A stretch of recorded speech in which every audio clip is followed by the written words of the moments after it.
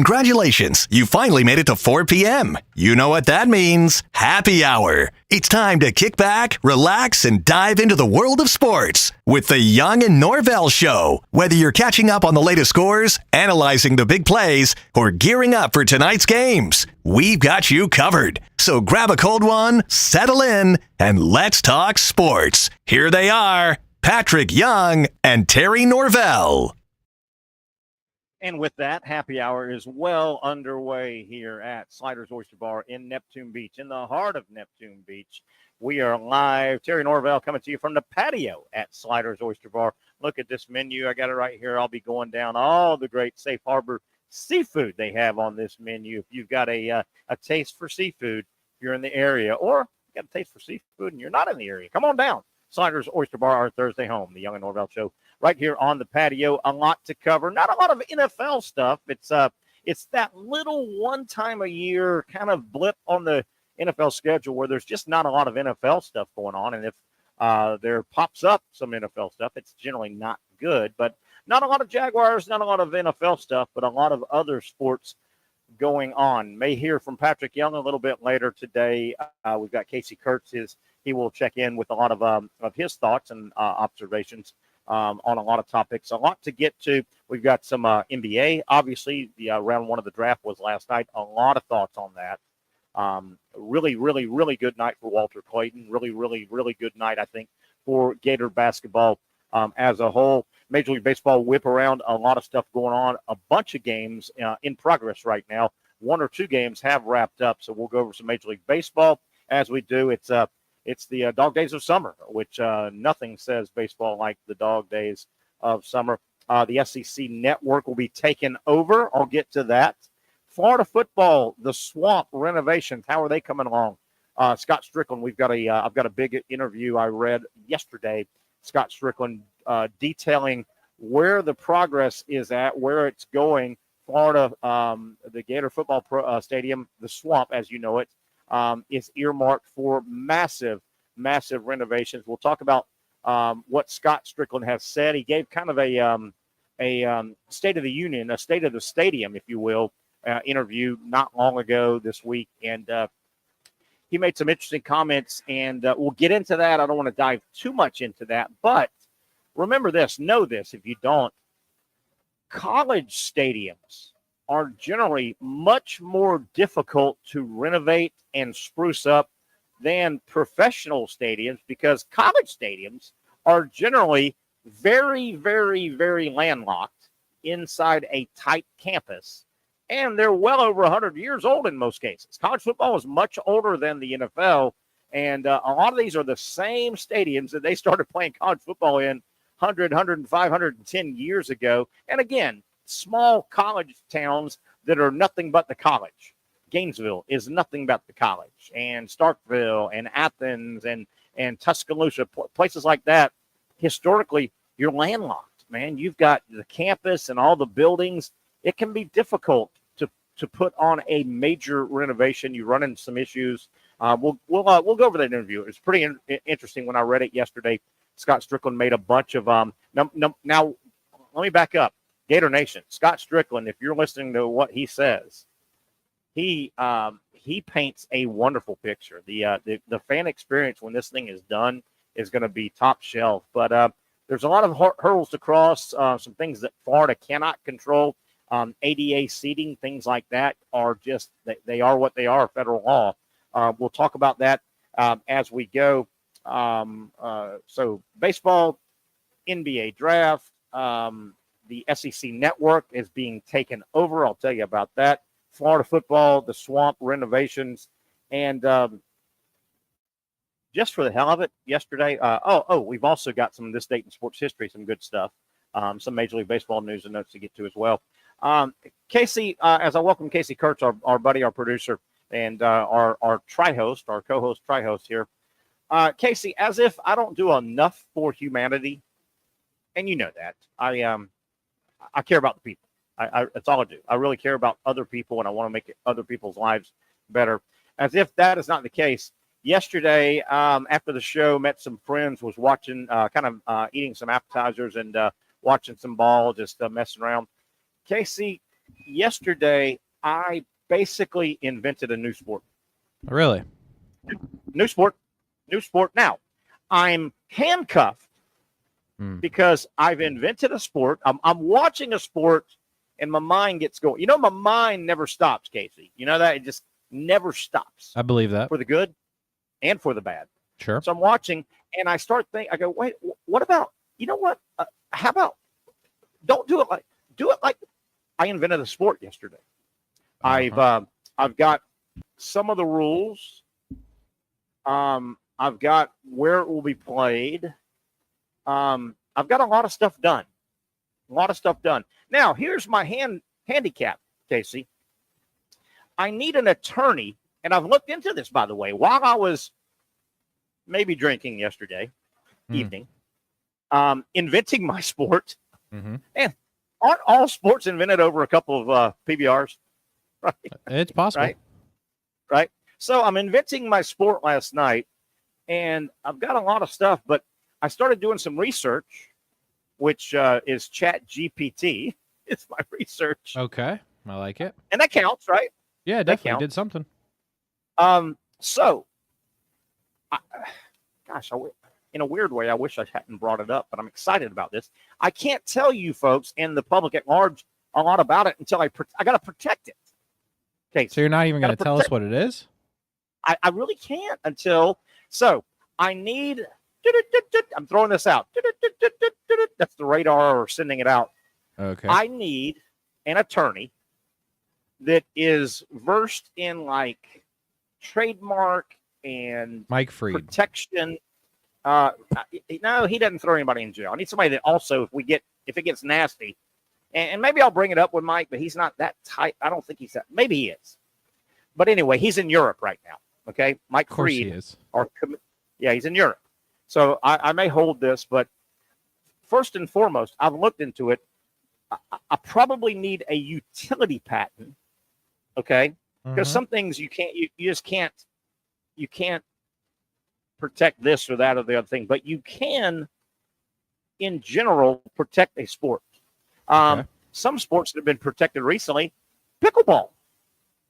Pickleball makes sense. The trademark, and you can do things to help. And I want to get all the paperwork done.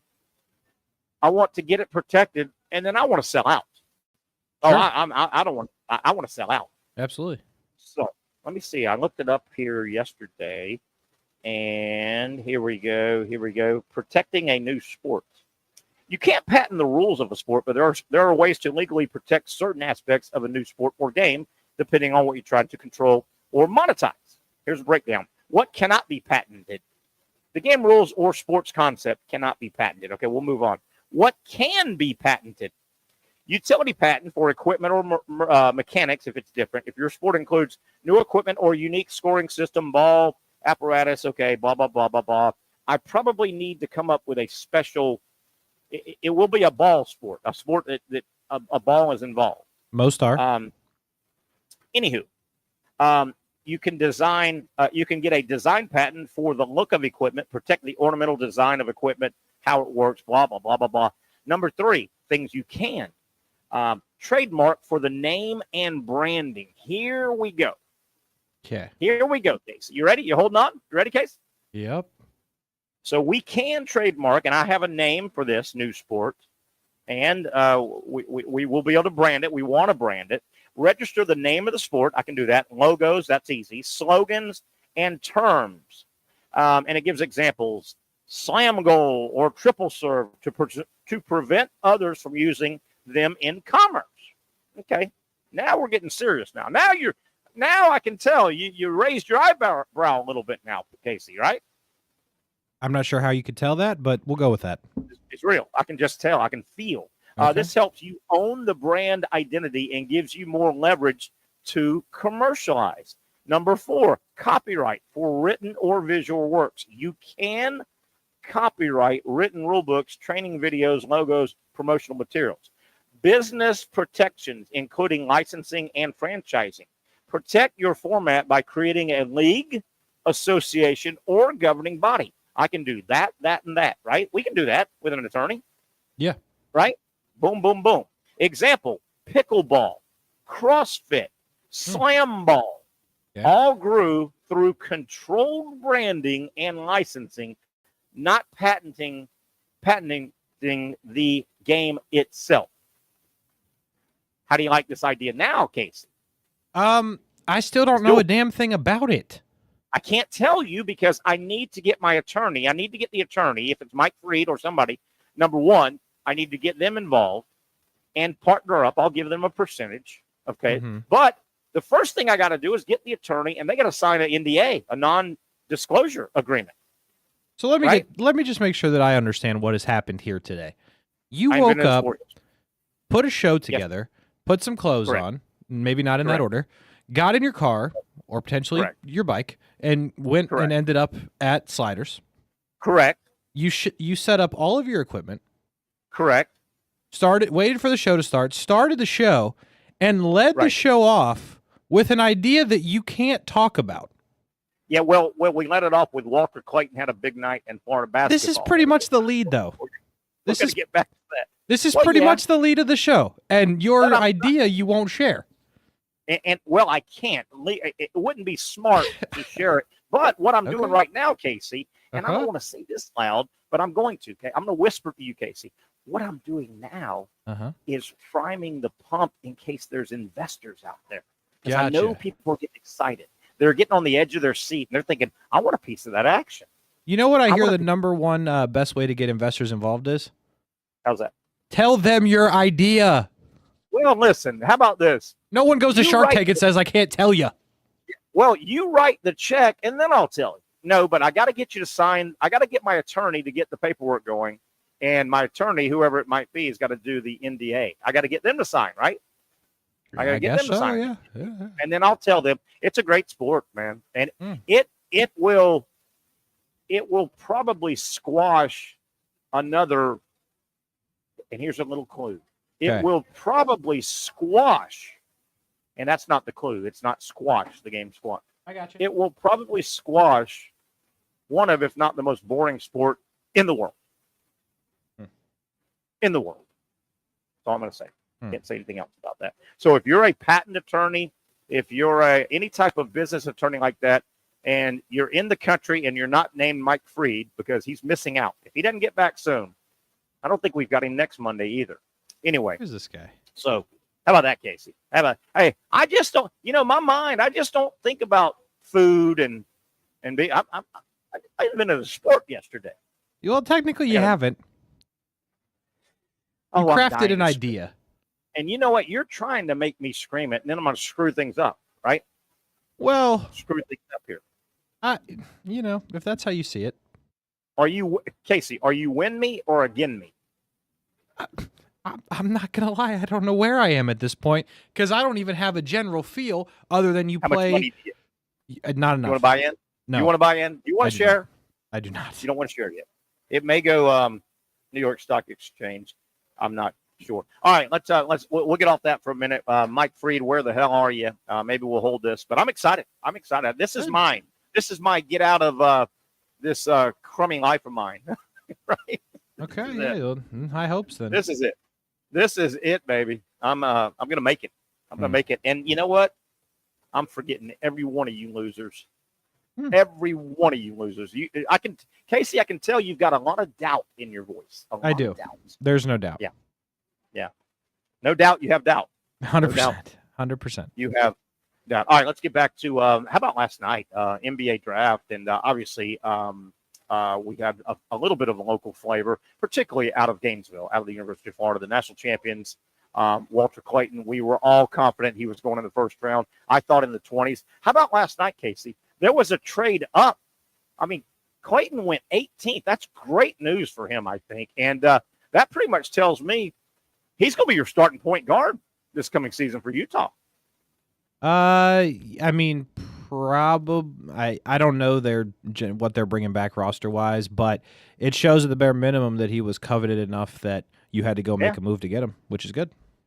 They went out and got him, made a move, traded to go up because they were paranoid that somebody was going to snatch him before Utah could get up to 18. Great deal for, I think, good. It was a good night for Florida, too. I didn't watch the whole draft, but I would imagine that the Gators in Florida and the national title highlights and Clayton, I would imagine that got a lot of steam as they got closer to that pick and the pick. And then, after the pick, I've heard people say that they love Utah. He went to Utah. Utah got one of the Rutgers guys as well. The one that didn't want to go there. Yeah, exactly. And some people I've heard this national today are saying they think they're going to hand the ball to those two guys and say, hey, man, figure out the NBA. You're our guys. Makes sense. You're our guys. Looking at Florida, well, let me back up. I got this general statement, and I don't think it's across the board 100%, but this plays into Walter Clayton and why he was drafted in the first round. And this also plays into if Walter Clayton was the exact same player, and if Walter Clayton had won a national title with Florida, say, 15 years ago or prior, I don't know if he goes 18th because I think, Casey, has the 25-foot jump shot replaced the dunk in the NBA? Yeah, definitely. 100%. Way more valuable.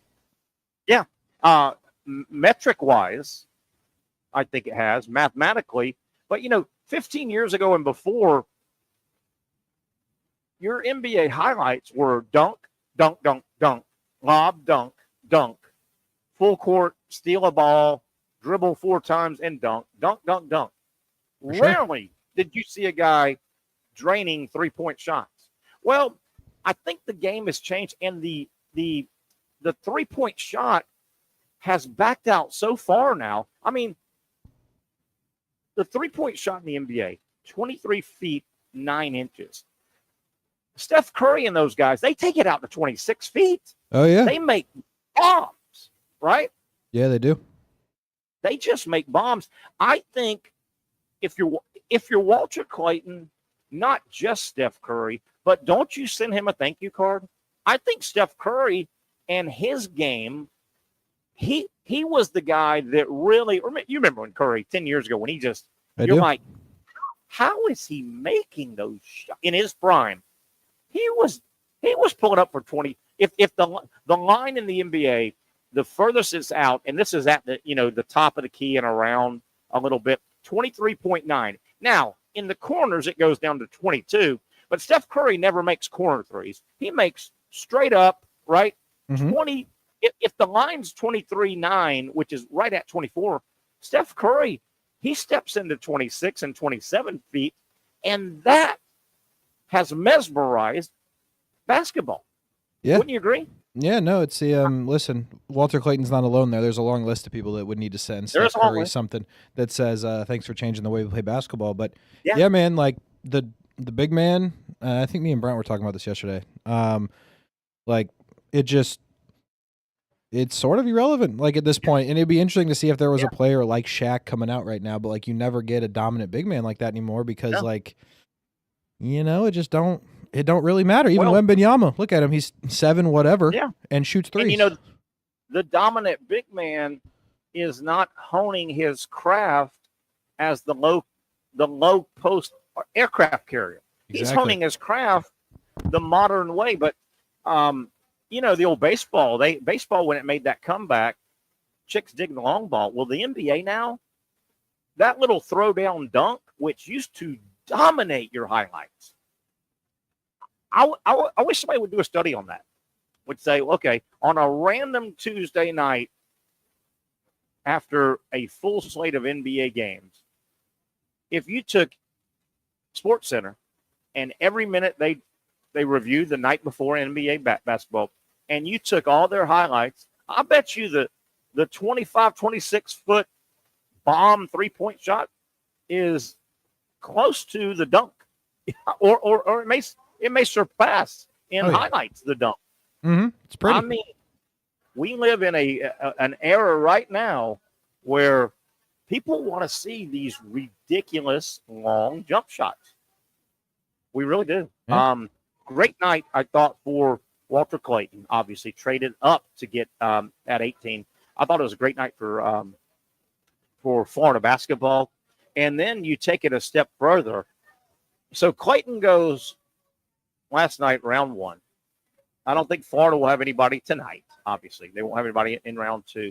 But you look ahead, and Casey, you helped me out yesterday as we welcome Patrick Young. Patrick, we're talking about Walter Clayton and what a great night he had, Florida basketball. You look ahead to next year, and I know we got a lot of basketball between now and next year.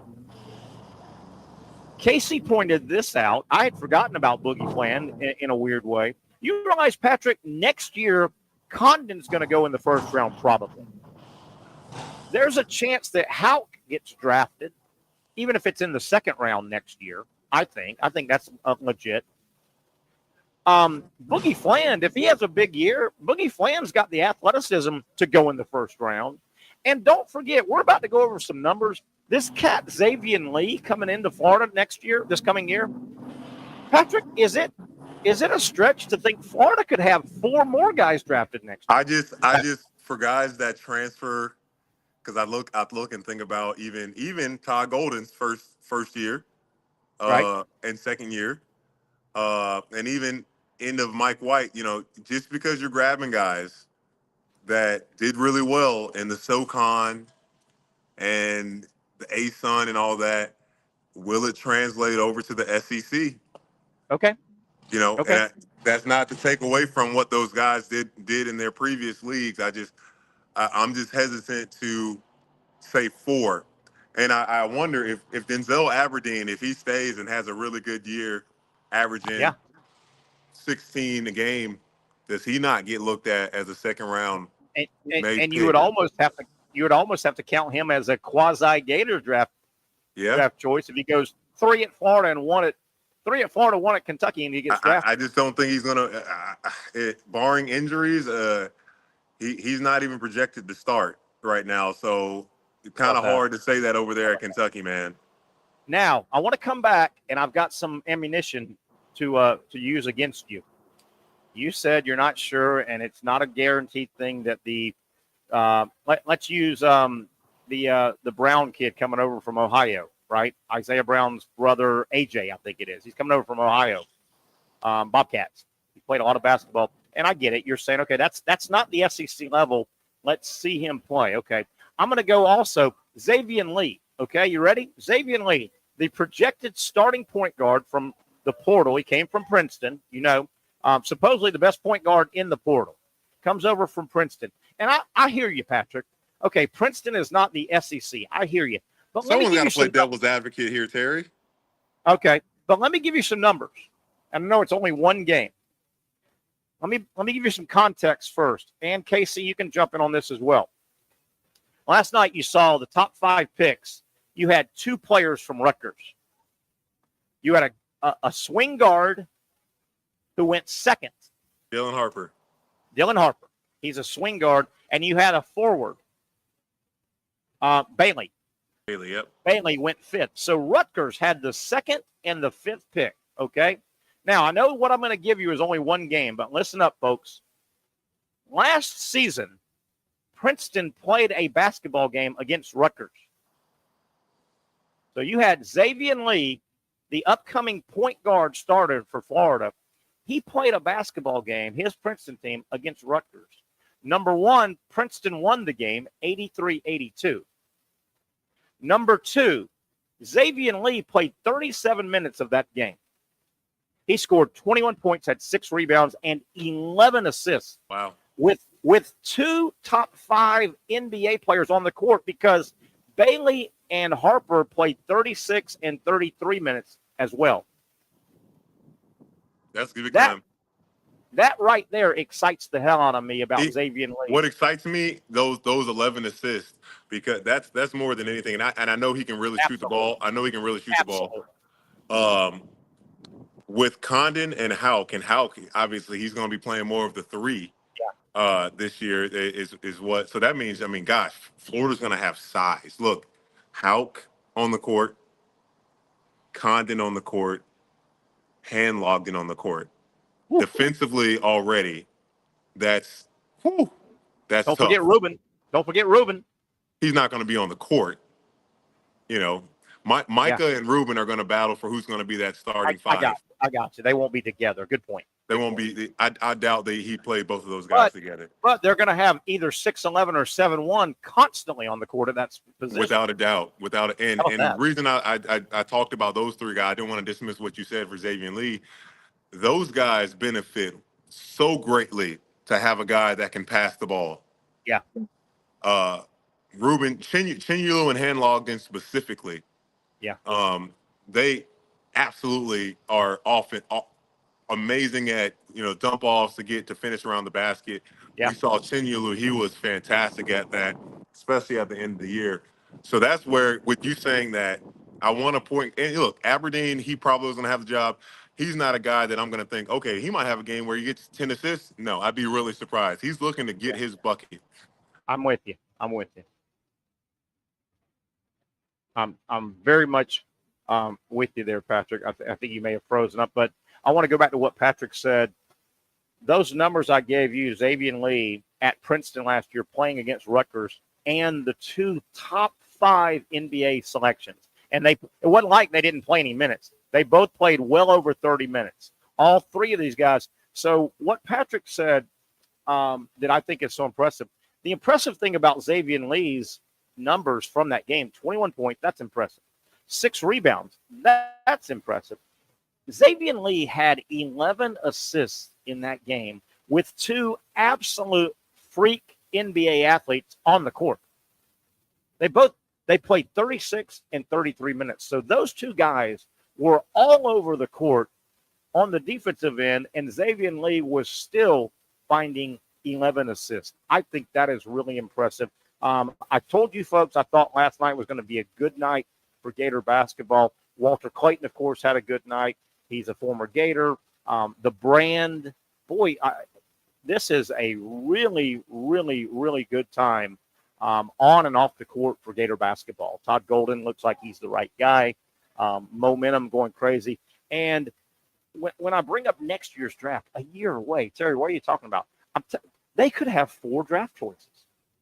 4 additional draft choices. Duke had 4 this year.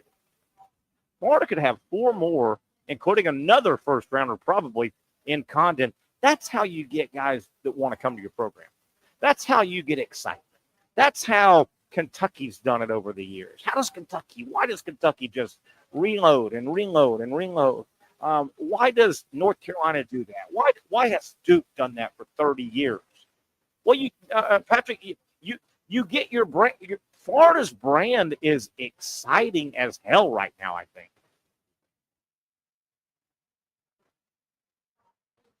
If Elijah Martin got his name called tonight, yeah. When you're second round, they got him projected in the top 60, but there's no guarantee there. Just every time that you can point to draft picks, especially connected with winning, you win and you got draft picks. That only, what else do you need to pitch to a recruit? Well, obviously money, but what else do you need to pitch? That should be the deciding factor for players that are like, I might get more money over here, but shoot, draft. You might get drafted here. You're going to win.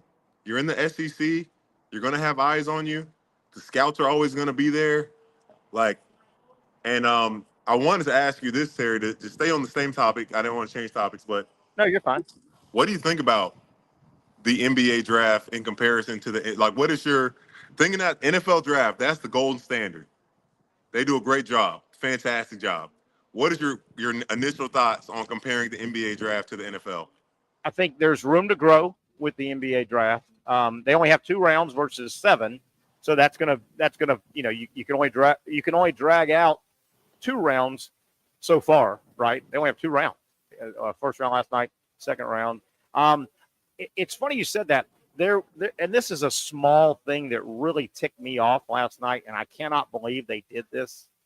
So I watched off and on last night, but I watched a good chunk of the draft. I didn't make it all the way to Clayton's pick because that was later in the night. Patrick and Casey as well, if you want to chime in. And I'm being serious about this a little bit. I know it's not a big deal. I thought it was horrifically a bad decision by the NBA last night. Did you notice the draft chime they had? And do you know what I mean by draft? The chime, the music. When a draft pick was in, Did you notice the music they used? No. They used the NFL. Dun, dun, dun, dun, dun, dun, dun. Yeah, I had no idea. I didn't even know they had a chime.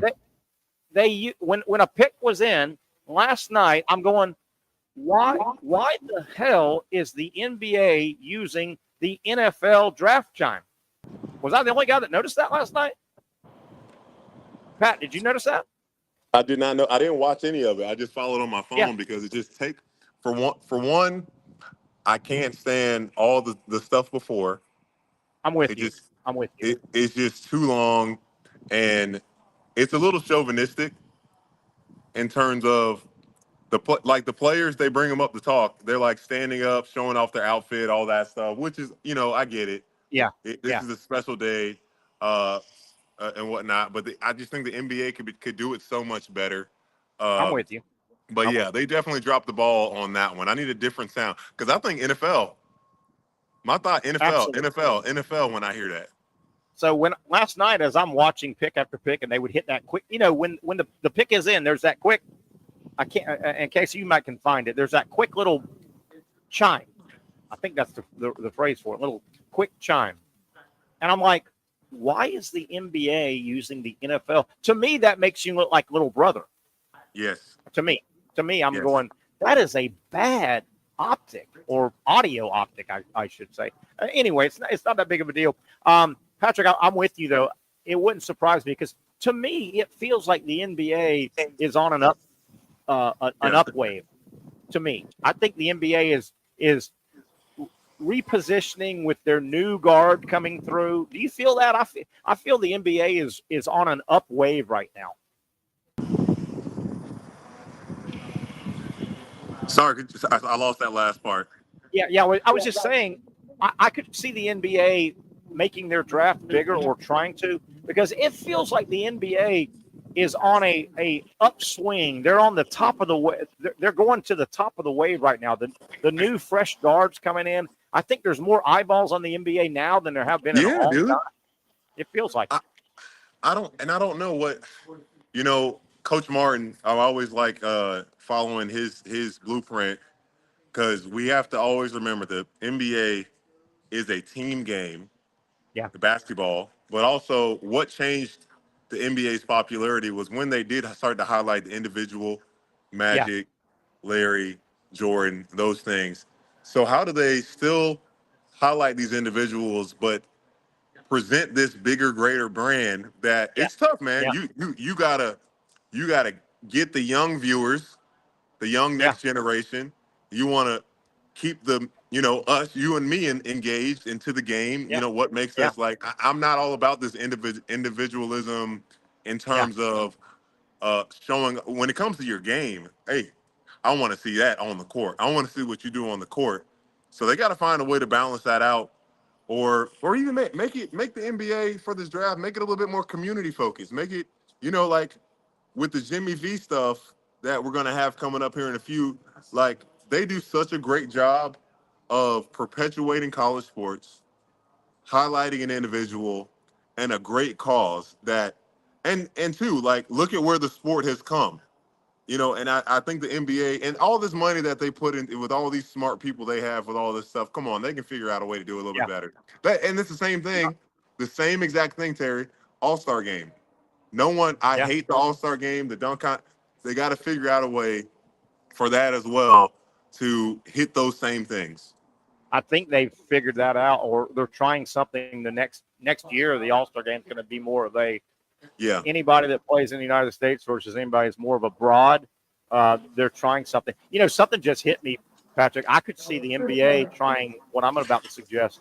I could see the NBA a draft coming up. I could see them having at least a satellite draft office they can throw to about 4 or 5 times a night during the night.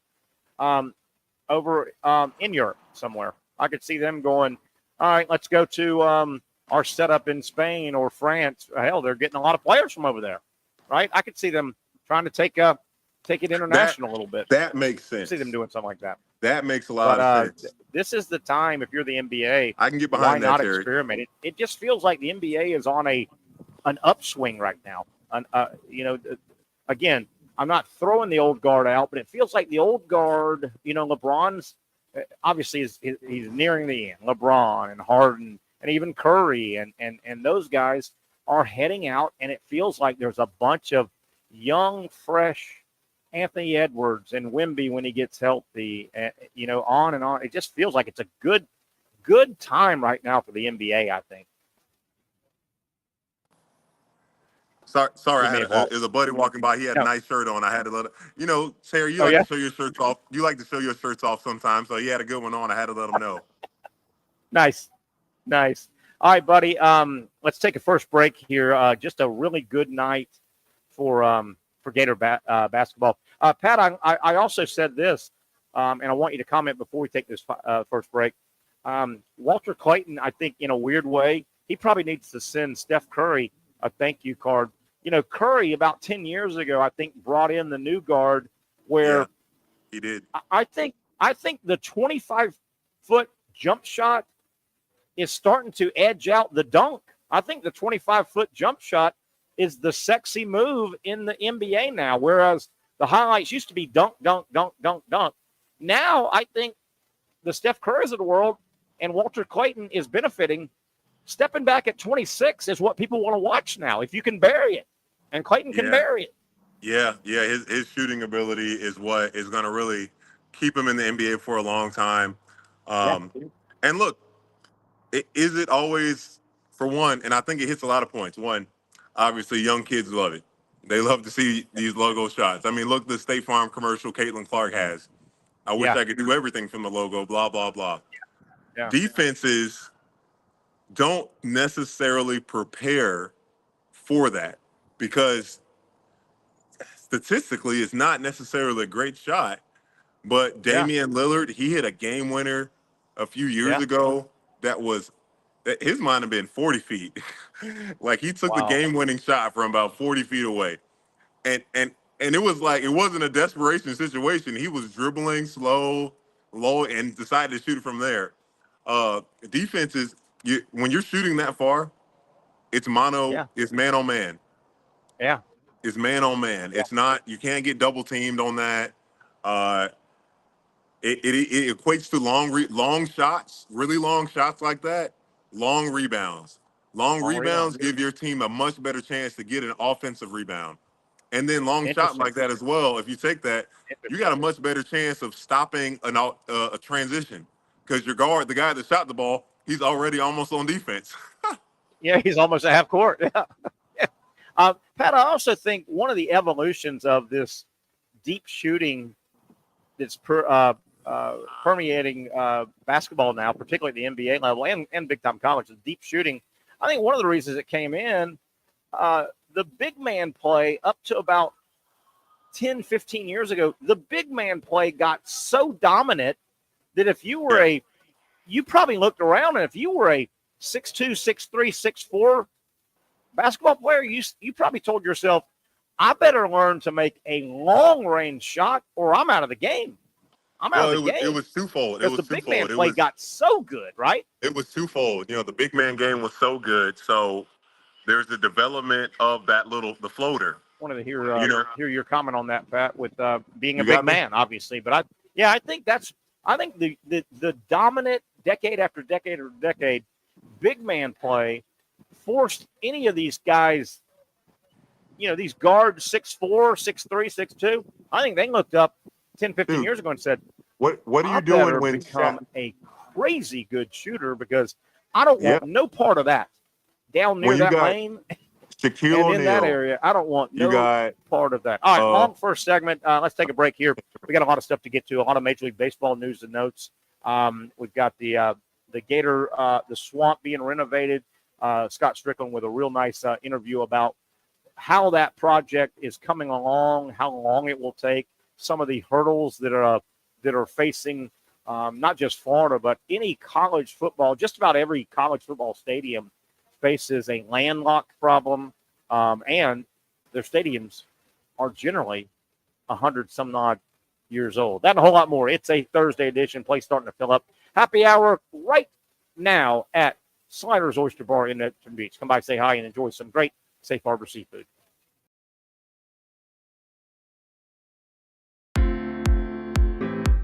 At Southeast Orthopedic Specialists, we know pain and injuries can stop you from doing what you love. This is why our board-certified orthopedic specialists offer the latest in both non-surgical and surgical treatment options and create a treatment plan tailored to your unique lifestyle and goals. So, whether it is a sports injury or that nagging pain that's keeping you from doing what you love, our team has the right treatment for you. For more information or to schedule an appointment online, visit our website. Finally, a family atmosphere, kid-friendly restaurant with a real sports bar feel. Bricks Jack's Beach features all of that and a large, climate-controlled covered patio with misting fans and heaters for all seasons. Mix in an extremely diverse menu that features the most quality and affordable steak at the beach, and there's no reason not to enjoy your next lunch, dinner, happy hour, or big sporting event at Bricks Jack's Beach, 300 2nd Street North in Jacksonville Beach. See you at Bricks Jack's Beach. You really got to hand it to him. Hold on. The previous play is under further review. I'm not sure what he could review, but okay.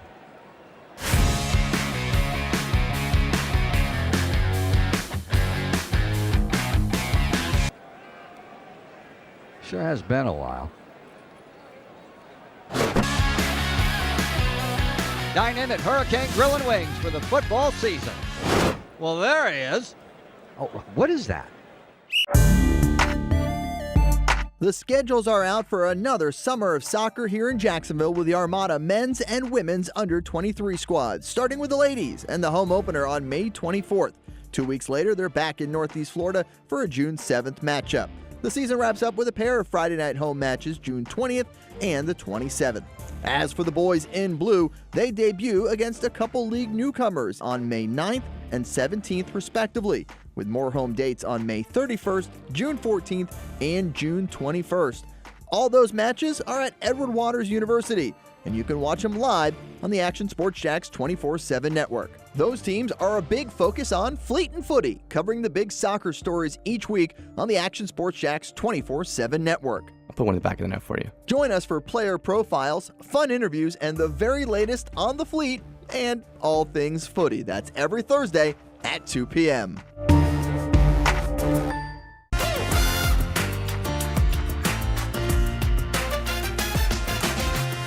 Empower a future, inspire a dream. It's a bold but simple mission for the Jacksonville Police Athletic League known as Jax PAL. Help the next generation of kids in Jacksonville shape a brighter future. Their after-school programs, teenage leadership programs. There's community outreach. This has been just an awesome opportunity to be out here with my colleagues and do something good for the community. It's really been an interesting opportunity to just see everybody work together in a way that we don't normally in the office. And there's sports.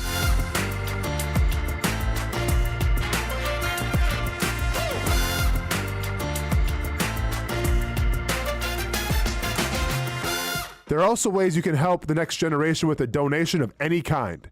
Just visit jaxpal.org to get more information. Empower a future, inspire a dream with Jax PAL.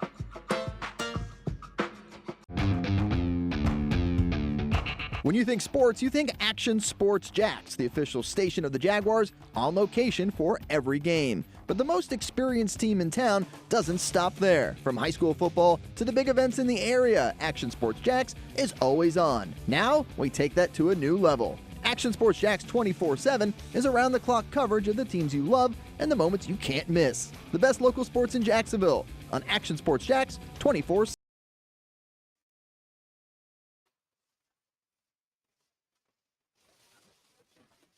There it is, the hazy, hot view from Skycam right there, looking over Jacksonville, downtown Jacksonville, over the river. Another warm one today in and around Jacksonville. I tell you, man, we welcome you back to the Young and Norvelle show here live on a Thursday from Sliders Oyster Bar.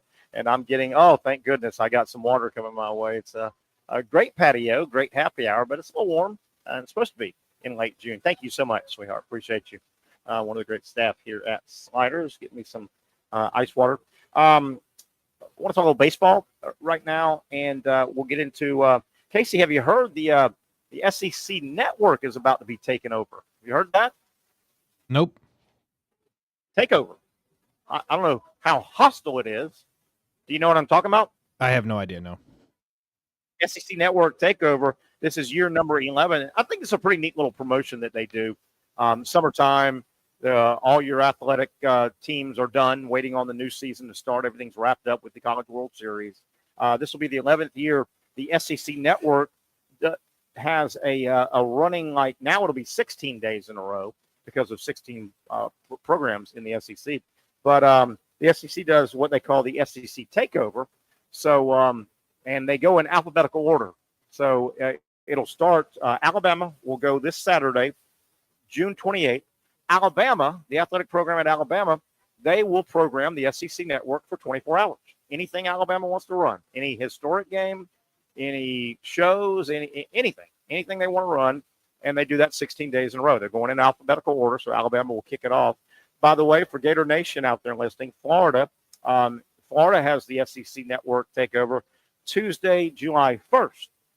And Casey, if you're the University of Florida athletic program, and you have to turn in your 24-hour, and you can repeat stuff as well. It's totally up to you. Anything you want to air, and it doesn't have to be for last year. It can be the history of your program. Anything you want to show off your program, you've got 24 hours of programming. If you're Florida, is there any doubt what number one is? Got to be basketball. Yeah, I would. That's what I would say. You got to lead the national, right? Got to lead with the national championship. But this is a pretty neat. I've always thought it's pretty neat. This is the 11th year they've done it, and summertime you're kind of jonesing for programming. All of your sports have ended in June, like I said, and it's a good promotion. And they'll just go bam, Alabama and Arkansas, Auburn. They'll go boom, boom, boom. 16 days now with Oklahoma and Texas. Again, Florida is July 1st. And you program it. If you may want to go to your football national championships or your softball, whatever. But it's all yours. It's all yours. I think it's a pretty neat idea they've done for a little over a decade. So that comes up starting this Saturday. The SEC Network takeover. Alabama again is Saturday. I'm not sure when the time is. I don't know if this thing starts at 6. I can't remember. I've been privy to this over the years. I don't know if it's a 6 a.m. to 6 a.m. and then it hands off. But pretty neat concept. Casey, I'm going to ask if you have heard this story, Major League Baseball, and it's, we're coming up. Most teams have about 17, 18, 19 games before the All-Star break. We're right in that area. We're just under 20 games for most teams for the All-Star break. And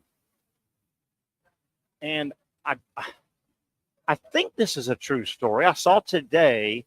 Have you seen anything out there, Casey, about the Tampa Bay Rays kind of reaching out to Major League Baseball and saying, hey, MLB, just to get in front of this in case it happens, but, we're only like a game behind the Yankees in the division. And we may not win the division, but what if we make the playoffs, say, as a wild card team? What if we play and we have home wild card game? What are we going to do for our home game? Yeah, that's real. That's Casey? A real story. They're playing. That's a real story, right? Mm-hmm. Yeah, real story for Tampa. For people that don't know, the stadium that Tampa plays in was damaged, right, by one of the hurricanes, and they've been playing their home games in the Yankees minor league facility because the Yankees train in that area. Obviously, Casey, I'm guessing, I don't know, and I'm too lazy to look up. I'm guessing that thing probably holds 11, 12, 13,000 max, wouldn't you think? Just packed out of the gills. I do. Right? So are they premature, number one, Casey? But that's a pretty good idea. Hey, man, hey, MLB, what happens if we do make the playoffs? Are we supposed to play our home games in this minor league ballpark, or what? Casey, what do you think will happen there?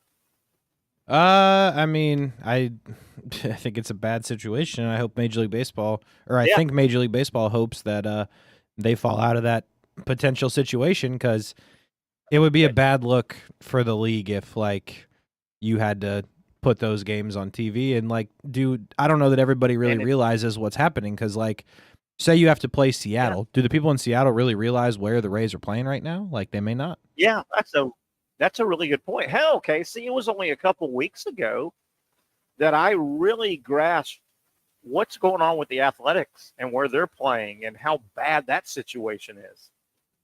The Athletics waiting on a stadium to get built. It's going to be years. They're playing because they got kicked out of Oakland, and that was just horrible, and the stadium was there. The Athletics are currently playing their home games about an hour from where they would be playing. It's a AAA ballpark of the Giants that they share, and that's where they play their home games. Yeah. That is horrible. Pretty bad. Absolutely horrible. So I was reading a little bit. Okay, if the Rays do make the playoffs, do they kind of call down? Does Major League Baseball call the Marlins and say, hey, that would be an awkward solution, wouldn't it? The Marlins? It'd be stupid. Yeah, that would be weird, wouldn't it? They almost have to just gut it out and play in the ballpark there. What you think? The home games, you would almost think you. I mean, I think it's you kind of have to, but it's terrible. I mean, yeah. It's a bad situation. It'll look bad. You'll be just giving away revenue, right? I mean, that place, like I said, can't seat more than a minor league spring training, minor league ballpark can't seat much more than 10,000 probably. No, it's less than 12. Yeah. That. So, gosh, the revenue you're running out of there. Weird story. It's bad. You don't really have any other good options, to be completely honest, because Marlins aren't going to be the answer. And if you would go like a Disney Wide World of Sports route, it's still, you can't sell that many tickets. Yeah. You've seen the Savannah Bananas play in football stadiums, but the issue with football stadiums designed for football stadiums, obviously there's big football stadiums in that area, but they're not designed for baseball, so it would be a trumped up field. You can't play with a 270-foot right field. Correct. Or 280-foot left field, depending on, you can squeeze it in, but there's always going to a football only stadium. You could squeeze a baseball park in, and you saw the Bananas do it at like Clemson's football stadium and Tampa Bay's football. But you're going to have one foul line that's just awkwardly short, right? Correct. They played at Raymond James across the street from where the Rays are playing right now, and it was goofy. But they don't care. But, I mean, you couldn't play a major league game there. Center field and whatever direction is fine, and you can get the field in. But there's always going to be one awkward, weird, short foul line, I think, in a football-only stadium. So and to be honest with you, if I was Major League Baseball, I would say you don't get any home games. I'm not kidding. That's what I would say. How about that? And you know what? Other than the team the Rays are playing, all of America would love the Rays, wouldn't they? They'd be pulling for them for that. Yeah. They're the Bad News Bear. They'd be the Bad News Bear. Let them play. Probably. And listen, I'm a Rays fan. You can say it's unfair, but like it's ridiculous that they're playing in a minor league stadium the way this whole thing is played out. So like they shouldn't get rewarded for that, because it's not like they're selling out their own stadium. It's not your stadium. And like I think Major League Baseball has the right to say it's going to look like crap on TV, and we're not going to make much money off of it. If you have to play Seattle, guess what? All 7 games are at Safeco. Sucks to suck. How about that? That's what I would. How about that? You said it though. This cannot be said publicly, even though you did it. You're not getting a paycheck from Major League Baseball right now in New York, or wherever Major League Baseball is headquartered. I think in New York City. They're going, okay, I know we got a long way to go, but come on, Rays, go on a losing streak. Right? 100%. I guarantee you they're hoping for it, because then they got to make a very tough and awkward decision. Don't make the playoffs. All right, Casey, I got a bunch of baseball. We'll carry it over to the second hour. We'll get some games and give you some finals and some in-progress games. But I wanted to, last night putting the show together, always thinking about the show. This topic hit me, Major League Baseball, and Casey, this baseball season, okay, once baseball kicked off, what was it, late March? This was a massive Major League Baseball story, and it went away like that. Do you remember what it was? And I'm going to bring it up.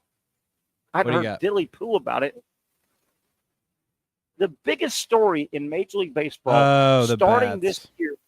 The torpedo bat. What the hell happened to the torpedo? Remember how much controversy? Where the hell did that go? Yeah, where are the torpedo bats? What happened to those things? Well, I saw one. The reason it got me thinking, I was watching some game last night, and I saw one. You could look at it. It was shaped kind of funny. They didn't outlaw them or anything, and they fit the dimension rules of Major League Baseball. But people acting like it was a magic bat, and I'm going, the bat, just because you've laid it a little different, you've taken some weight off the top and added to. I thought that was the stupidest story in baseball. Where did you stand on that when it came out? Did you think they got to get rid of these bats? Remember how controversial that first week or two was? Yeah, I do now that you say it. And I didn't I thought it was, if it's in the rules, then what are we complaining about? Yeah. Yeah, they have dimensions and they have ounces. And I don't really think the shape of the bat. Basically, the torpedo bat, in case you can help me here, basically the torpedo bat, the theory was, well, wait a minute, I hope not to hit it, or if I do, it's going to be a bad hit off the top 2 or 3 inches. So why not make the top of the bat thinner? That way I can fatten up the middle of the bat, the sweet spot that I want to hit it. Right? That's the whole theory. And correct. The ounces have to work and the length, but that was it. And I'm like, remember they thought a lot of people thought Aaron Judge, because he was using it, right? Mm-hmm. I think Judge was using it, hitting home runs right out of the gate. And you'd have thought he had a cork bat with what was that movie where the flubber, the rubber that bounced. Remember that? You'd have thought he had a bat made out of flubber and cork. Yeah. And oh, by the way, he's 4 home runs behind Cal Raleigh now, and I don't know if Cal Raleigh uses a torpedo bat. Yeah, it's a good point. Yeah, man, it's torpedo bat was interesting because if you mishit it, it's not going to go very far, and it's going to be probably extremely painful in the hands. But you would think. That's worth the price of admission because dudes were hitting home runs. But yeah, you kind of forgot about those bats. Also, I don't think I've ever heard a grown man say the word flubber. So nice job. Yeah, Flubber. You remember that movie? It was like a Disney movie, silly kid Disney movie. Robin Williams, I think. Mm-hmm. Yeah. I just never heard another person say that. Yeah, Flubber. Somebody invented Flubber, and it was a bouncy ball or something. I don't know. Was that one of those Disney movies that also? Do you remember Gus, the field goal kicking mule? No, I do remember not. That? Oh yeah, the Disney movie. I don't know how they worked it, and it was around time when what was the Herbie Love Bug movie? You remember that movie? Herbie the Love Bug? Herbie the Love Bug, for sure. And that made a comeback, but it was like in the 70s originally. Well, wow. Disney was doing all these fun little back when the drive-in was still around, I think, and you could load up your family and go see a summer movie or a triple header. There was a movie, I can't remember the premise really. It was a football, fun, cute kids movie, and somehow a football team, the concept of you don't get behind a horse or a mule, they'll kick you. You're not supposed to walk by. Well, somehow that's how this thing got played, and Gus was a mule, and somehow I guess the mule owner one day somehow a football was behind Gus, and Gus kicked the hell out of that football. Oh yeah, I'm looking at the Wikipedia right now. Yeah, kicked like a 75-yard, and then the owner goes, "Hey, wait a minute, I can maximize Gus for some money." There you go. Right? Gus kicked the hell out of that ball. I was negative 21 when this movie came out. Negative 21. You need to watch it tonight. Great movie. Great cinema. Great cinema. I think it was over in the Cannes Film Festival, and it won a few. There is no scenario that happened. No. Gus, the field goal kicking mule. Oh, I remember that from my childhood. It did make $21 million. How about that? And by the way, Dick Butkus and Johnny Unitas were in it. Yeah, a couple guys like that, huh? Does it give the premise?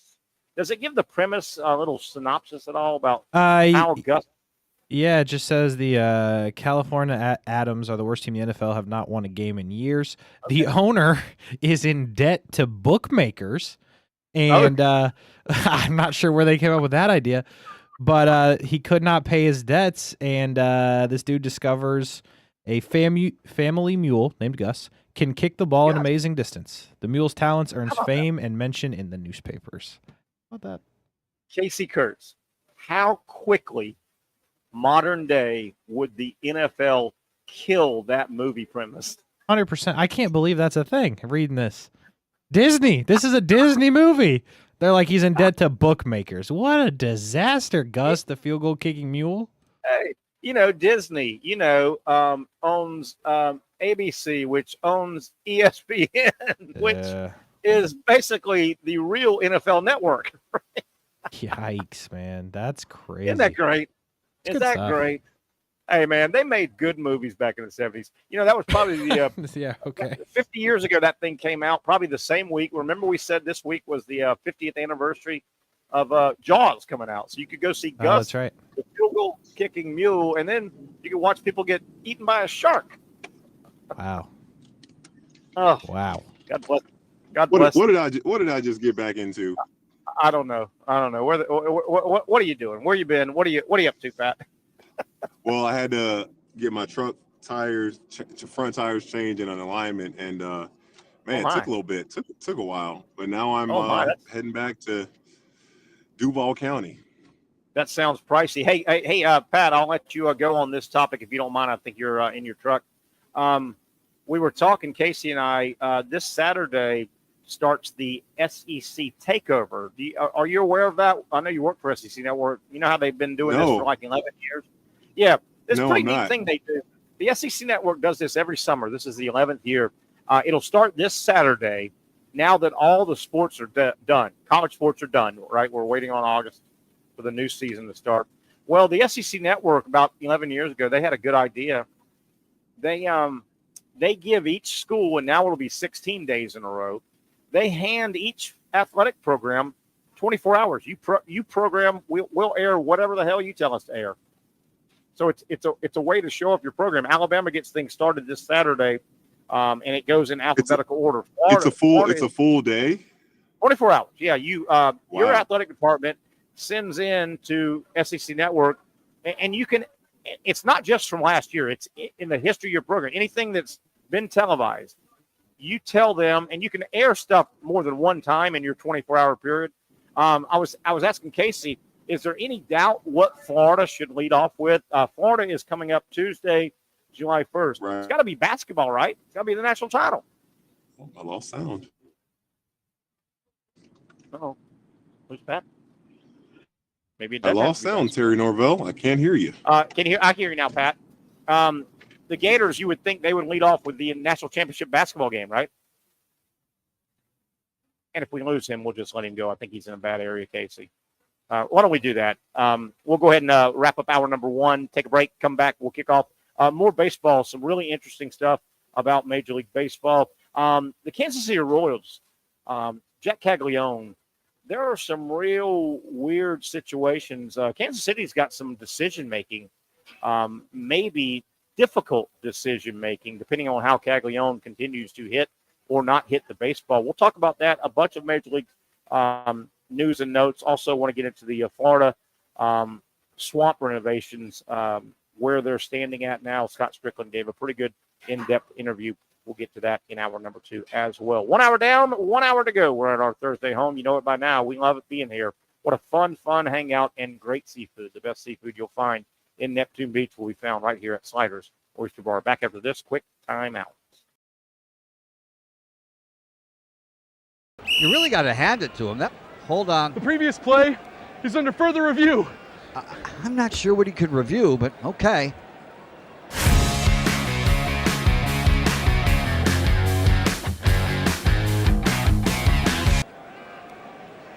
Sure has been a while. Dine in at Hurricane Grill and Wings for the football season. Well, there he is. Oh, what is that? At Southeast Orthopedic Specialists, we know pain and injuries can stop you from doing what you love. This is why our board-certified orthopedic specialists offer the latest in both non-surgical and surgical treatment options and create a treatment plan tailored to your unique lifestyle and goals. So, whether it is a sports injury or that nagging pain that's keeping you from doing what you love, our team has the right treatment for you. For more information or to schedule an appointment online, visit our website. Most of us know how to throw.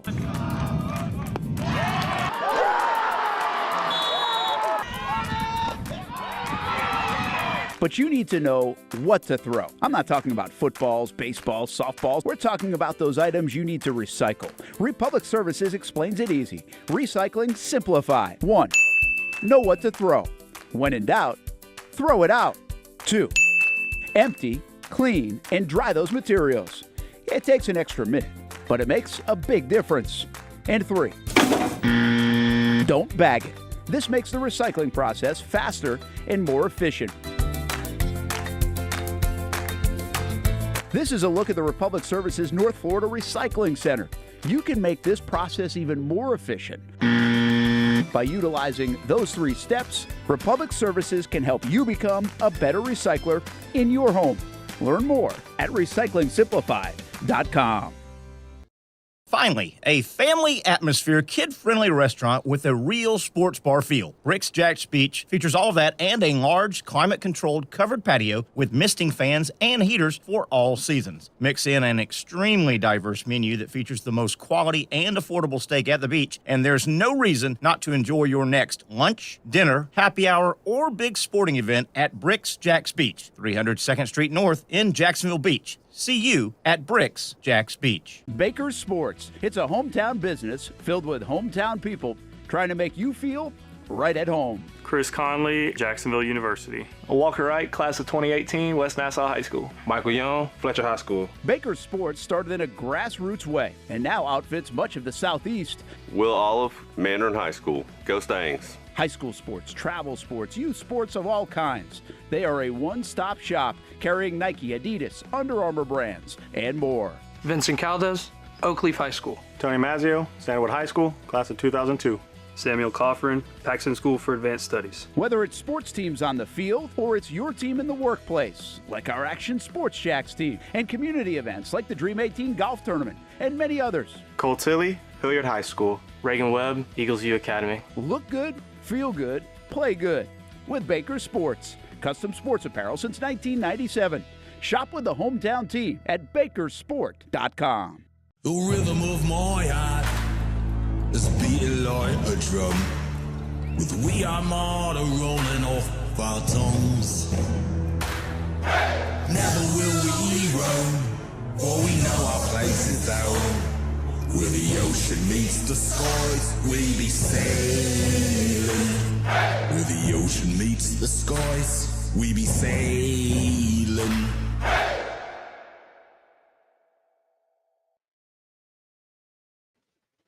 Hey, how do these entrees sound? If you have got a taste for some seafood, well, you need to get down to Sliders Oyster Bar here in Neptune Beach today, tomorrow, the weekend. Perfect time. Summer, fall, anytime is a great time. They've got weekend music and wonderful, wonderful seafood here at Sliders. Obviously, their menu is provided by, they carry the great Safe Harbor seafood. How about these entrees? Shrimp and grits, crab cakes, seared salmon, shrimp scampi linguine, Sliders Cajun Alfredo linguine. Got your attention yet? All kind of great appetizers, ceviche, shrimp dip, crispy fried gator tail, if that's where you want to go, fried calamari, on and on and on, ahi tuna, fried oysters, great oyster bar, obviously in the name, Sliders Oyster Bar. Johnny Pop runs a great oyster bar, peeling Mayport shrimp, steamed clams, oysters, Rockefeller, a casino, they've got it all, and then some prepared to your special specification. And if you've got a group that maybe has somebody that maybe had seafood last night or is not into seafood right now, they've got some great non-seafood Sliders burger, chicken quesadillas, some different tacos, kids menu as well. You've got it all at Sliders Oyster Bar right here in Neptune Beach. Disturbing story from the NFL, but I wanted to get back to an update. The story of former Ravens kicker Justin Tucker got real sideways. He was accused last year of some stuff, doing some stuff to misconduct by 16 massage therapists from 8 high-end spas and wellness centers. The NFL has come out with a decision on former Ravens kicker Justin Tucker. He gets a 10-week ban, so he's not banned permanently, kicked out of the NFL, but he cannot do anything right now with a team. Former Baltimore Ravens kicker Justin Tucker has been suspended for the first 10 weeks of the 2025 NFL regular season after the NFL found that he violated its personal conduct policy, the league announced today. Tucker can serve the suspension as a free agent, of which he is right now. So he can serve his 10-week suspension as a free agent and is free to sign with an NFL team. If he were to sign with a team, he could attend training camp and play in preseason games before the suspension would start on August 26th. He is eligible for reinstatement on November 11th. And that's a time in the NFL schedule. I don't know what week that is, but you're starting to get kind of late there. And teams that might have kicking issues, you wonder if they get desperate enough. I mean, this guy, Tucker, now he's 35 years old, but he's a kicker, was accused of sexual misconduct by 16, as I said, massage therapists from 8 high-end spas and wellness centers in the Baltimore area, according to the Baltimore Banner, which broke the story. All of the alleged misconduct reportedly occurred between 2012 and 16. So these are several years ago accusations during Tucker's first 5 seasons in the NFL. And Casey, I think Justin Tucker, maybe from an accuracy standpoint, I don't know if it's total field goals, but he's way up there all-time, one of the great all-time kickers. Yeah, he is. In NFL history. That he is. Now, 35, but I mean, he's a kicker. 7-time Pro Bowler.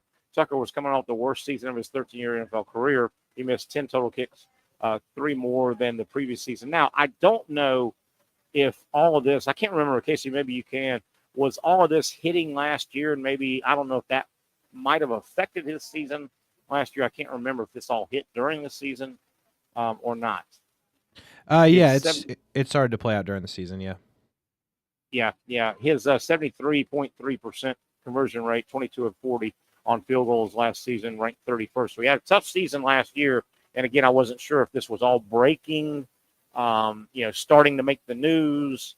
But man, I tell you, you're one of those franchises and you've lost a game or two on an extra point, or a missed 37-yarder.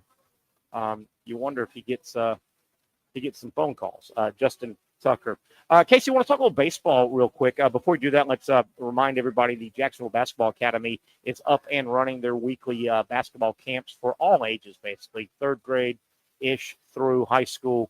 If you want to work on your game, hone a skill, or just your overall basketball game, you can not go wrong by hooking up with the Jacksonville Basketball Academy.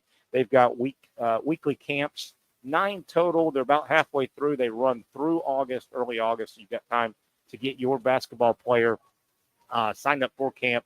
Coach Jim Martin from Providence, he runs it, owns it, and operates it, and has wonderful instructors. The best way to find out information, get your basketball player signed up, just go to their website. Google JacksonvilleBasketballAcademy.com. JacksonvilleBasketballAcademy.com. Casey, want to get your thoughts with your baseball background. The Royals, they're starting to, and Caglione, he could hit his way out of this thing, but it's starting to get a little dicey if you're the KC Royals and what to do with Jack Caglione. Now, I'm with you. I think he's still got some time, but Kansas City, Casey, is sitting here right now. They've got 17 games remaining before the All-Star break. Of course, the All-Star break comes up on a Sunday. That comes up Sunday the 13th of July is the last game. The All-Star game is that Tuesday, July 15th, and then baseball starts again Friday, July 18th.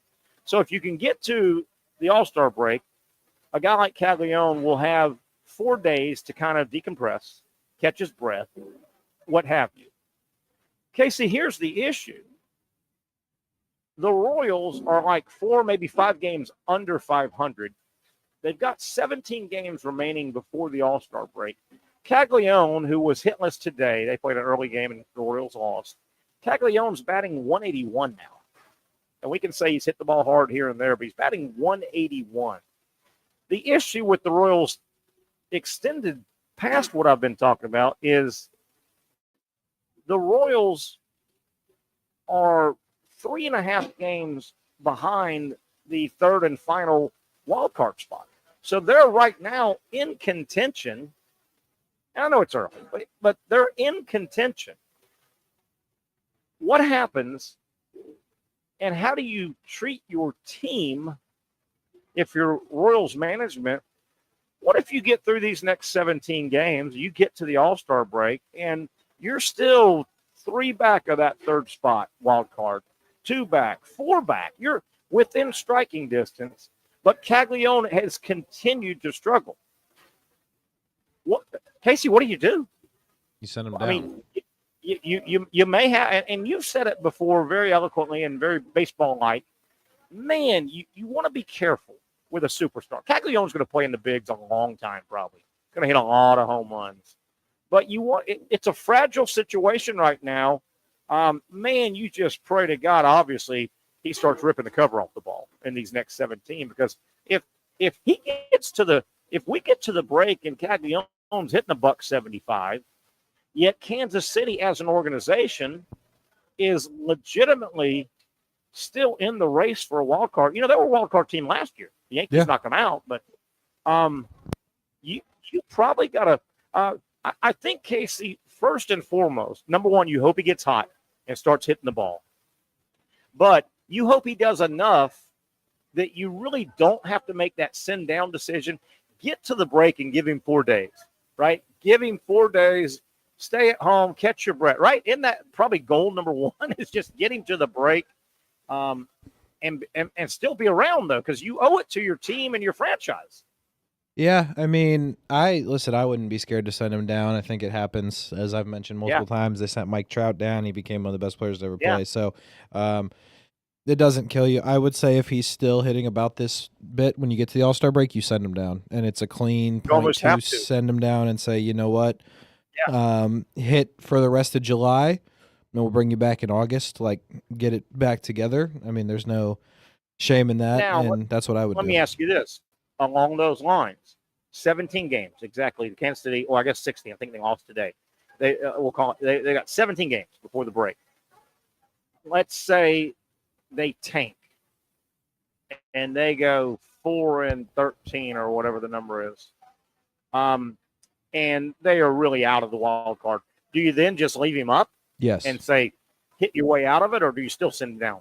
Yeah, if you're out of it and you've got nothing to play for, then yeah, absolutely. If you've committed to the fact that you're going to trade off some of your pitchers, which they have, a Seth Lugo, Lorenzen, somebody like that, if you're going to trade off some of those veteran guys, then I would absolutely leave them up. But if you think you really have a shot, which I think they do, you got to send them down, and you kind of got to look to make a move or two, because that move didn't work, right? You thought it was going to work and he was going to come in and provide some pop for you. He didn't. And he still will at some point in his career, I believe that. But you gotta, if you're gonna play that game, you need to now then look for a different bat, and hopefully he can come up in August or September and play like you thought he was going to play in June. And there's concern, but I mean, he's so young. I don't think you're going to crush his ego, right? I mean, no, not him, not that guy. He won't be the first guy that can turn into a superstar. But not, like you said, you referenced a bunch of guys. But yeah, boy, I tell you.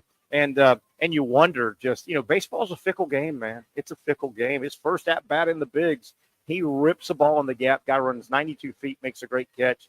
He's hit the ball hard at certain periods, particularly early. His first couple of weeks, he hit the ball hard, had nothing. Boy, what if 3 or 4 of those drop?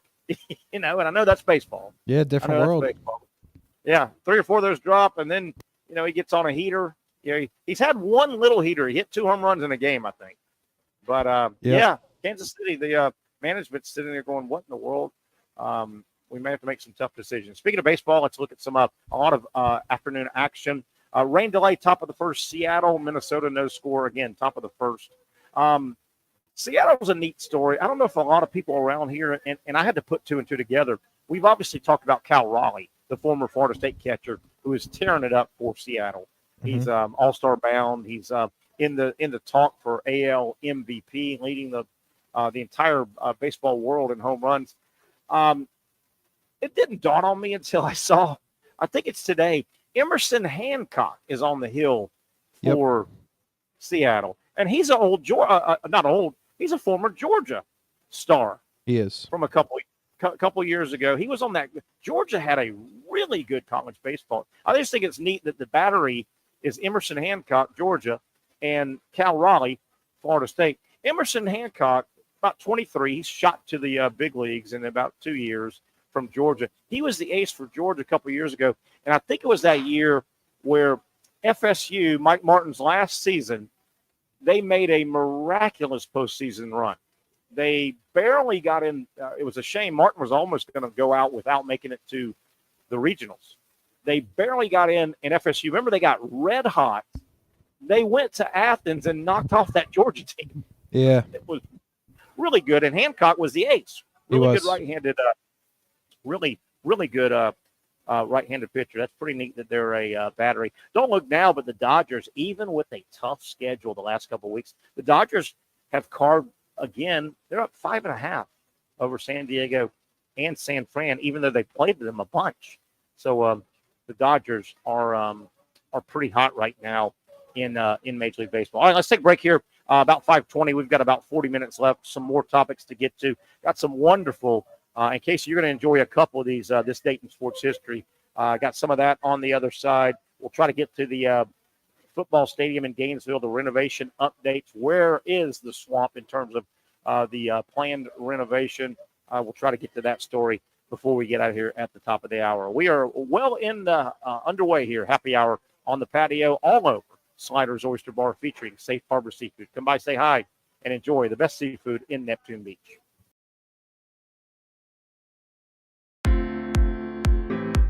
At Southeast Orthopedic Specialists, we know pain and injuries can stop you from doing what you love. This is why our board-certified orthopedic specialists offer the latest in both non-surgical and surgical treatment options and create a treatment plan tailored to your unique lifestyle and goals.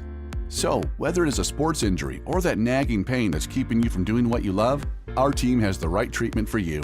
For more information or to schedule an appointment online, visit our website.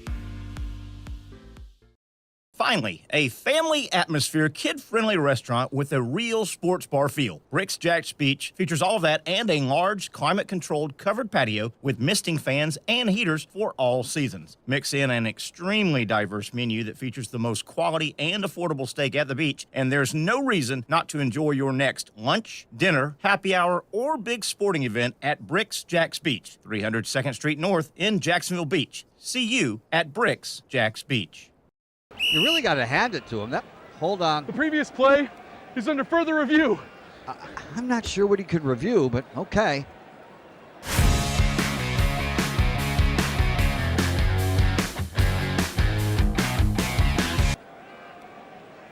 Sure has been a while.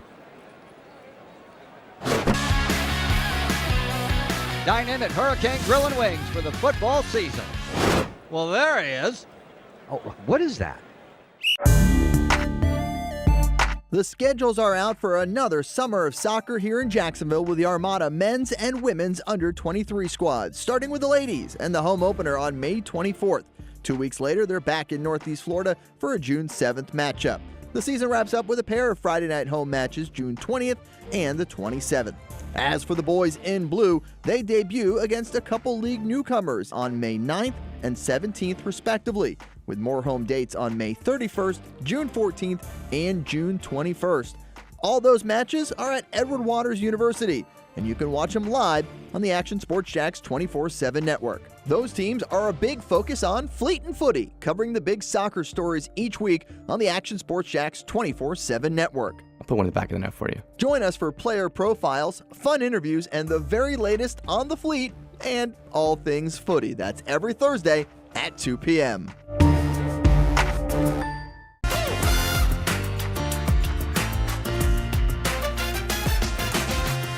Empower a future, inspire a dream.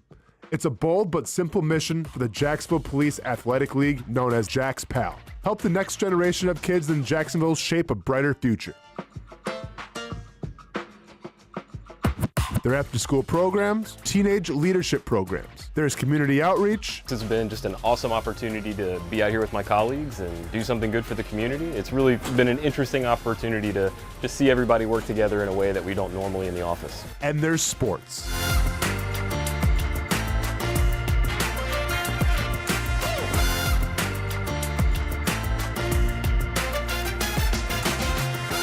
There are also ways you can help the next generation with a donation of any kind. Just visit jaxpal.org to get more information. Empower a future, inspire a dream with Jax Pal.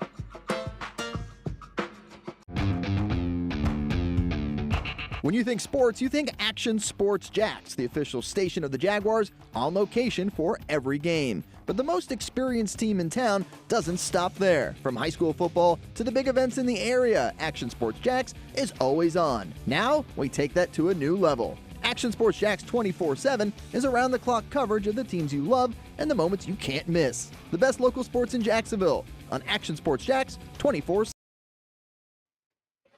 All right, you see the shot of downtown Jacksonville, hot as always here in late June. Terry Norvelle coming to you, wrapping up the final 30 minutes of a fun Thursday edition live at Sliders Oyster Bar. Obviously, Sliders, the best seafood in Neptune Beach. They feature Safe Harbor Seafood. The menu, I just went down it a moment ago, just absolutely loaded. The best seafood, all your favorites, prepared to your specifications. And, of course, don't forget the Oyster Bar, hence the name, Sliders Oyster Bar. Johnny Pop running that bad boy. And the great Julie at the beverage bar. Good happy hour crowd rocking and rolling into Sliders in Neptune Beach. Check it out if you have not. You owe it to yourself. And always live entertainment on the weekend, Saturday and Sunday on the patio. It's a lot of fun. I've been here many, many, many times. I can tell you that. Hey, I wanted to get back to the baseball scores. We got one in. We got I got sidetracked. Told you Seattle, Minnesota, rain delay, top of the first. Top of the ninth, Dodgers leading Colorado 3-1. Dodgers red hot. And it doesn't hurt when you're playing Colorado after playing San Diego, San Francisco, San Diego, I believe, in a row. Into the fifth inning, Miami, the Marlins 8-5 over San Francisco. That would be a bad loss for San Fran, particularly with the Dodgers trying to hold on and win their game over Colorado. Finals, a couple of finals are in. Detroit 8-0 over at the Athletics. Also final today, another shutout, Toronto 6-0 over Cleveland. And probably the best series going on this week, and I believe it's a 4-game series, and it'll commence tomorrow, one more game. Houston, 2-1 final winners over Philadelphia. A couple of really, really good teams, division leaders. Also final, we talked about Tampa Bay. Tampa, 4-0 win, shutout win. Gosh, we had a lot of shutouts today so far over Kansas City. Again, Caglione was over in that game. Cubs also shut out. Good Lord, Casey, what's going on with all these shutouts? Cubs shut out St. Louis. That's a nice win for the Cubs. And I think that is all of the completed action in Major League Baseball as of right now. Obviously, a full slate later tonight. All right, Casey, got some this date in sports history. You're going to be wowed, I think, on a couple of these. All right, let's go back to your era, 1916. Cleveland Indians. They decided in Major League Baseball, the Cleveland Indians back in 1916, they said, these uniforms, they need something. What can we add to these? Casey, they got crazy. You know what they did? What's that? Numbers. They said, we need numbers on these unis. Oh, Lord. Added numbers and said, this number correlates to you. And then we're going to print out a score sheet, right? So how about Cleveland? They said, we need numbers. Revolutionary. So how about that? An idea we still use today. It caught on, didn't it? I would say it caught on, yeah. There's a long drive by that guy. Yeah, that probably wouldn't have worked too well. What a catch by the other guy going across the other guy's outfield area. 1938. You're going to love this one, Casey. Sit down. Sit down, Casey. I'm sitting. I love this. 1938. The Reds baseball player by the name of Lonnie Fry. Okay. Lonnie Fry, 8 doubles in a doubleheader. Wow. Eight doubles. In related news, Cincinnati Reds petitioned to play triple headers, right? So he would have, right? Oh, there you go. Yeah. For sure. 8 doubles in a double header. I guess he took double header literal. A little too serious, yeah. Yeah, a little too serious. All right, you're going to love this one too. It was a bad, tragic time in our world history, but a pretty good gesture here. This date, sports history, 1944. In New York City, the War Bonds game was played. War bonds. You've heard of that. Way to when unfortunately our country has gone to war. You got to fund war. War can be expensive. Right. Right. So in 44, obviously WW2 going on. You still had 3 teams in New York City, Yankees, Dodgers, Giants. They got together and played an exhibition, but they raised money, and they called it the War Bonds game. It was a 6-inning game, and each team played successive innings. So 6 innings. It ended up Dodgers 5, Yankees 1, Giants 0. But I'm sure they raised, I don't have the figure, but I'm sure they raised a lot of money to help the war cause. Pretty cool, huh? Yeah, it's not bad. I never heard that before. Yeah, nor have I. That was really, really cool. Great idea. The War Bonds game. All right, this one was a little surprising because it was, and I know you're going to laugh and say, well, 1959 is not modern, but I'm going to give you some context. 1959 was not, it wasn't like it was 300 years ago, right? It kind of feels like it, though. Well, but after reading this, I would think in 1959, hadn't humanity graduated to a bigger, higher place than this? Okay, here it is. All right. Yeah. This date, sports history, 1959. Ingmar Johansson, who I remember, I know the name. He was a boxer, heavyweight boxer of note. He floored Floyd Patterson in a heavyweight title bout. In 3 rounds, he knocked Patterson down 7 times. Wow. After 6, can't you stop it? After 5, I mean, what is this? Just Roman Colosseum brutality? You probably should have stopped the fight. Yeah. You think after 4, maybe? Yeah, I would say. And they probably called Casey, off. how about 6? Hey, that was his 6th knockdown. No, let's run him out one more time. He's catching his 2nd win, maybe. Yeah. He's catching his 2nd win. No, he's catching his 2nd punch in the face. Is what he's catching his 2nd concussion is what he's catching. Stop the freaking fight. Yeah, that's pretty bad. For God's sakes. All right, a couple more. And there's one I wanted to send to you to get a clip, and I forgot. Son of a gun. We'll save it for next year. Okay, yeah, this time next year. It's a date. We got it. This date, sports history, 2003. NBA draft, number 1 choice, some guy named LeBron James, and he's still freaking playing. Yeah. 2003, he was drafted out of high school. That was a borderline good pick. Yeah, not bad. Not bad. Well, let's give it one more year before we give it a grade, okay? Okay. One more. Yeah, for sure. Give it one more year. But, I mean, think about it. We just wrapped up the 2025 NBA season. LeBron was drafted in 2003. Crazy. Goodness gracious. And here's the one I forgot to try and dig up the clip, because there's got to be a clip. Way back in 2021, a spectator holding up a sign, and I vaguely remember this story. A spectator holding up a sign on the side of the road during one of the legs of the Tour de France, the bike race. Mm-hmm. I don't know if it was something written on the sign, or it spooked the rider, or impeded vision, but the spectator, the sign he had was credited with causing the largest crash in the history of the Tour de France. I don't remember that at all.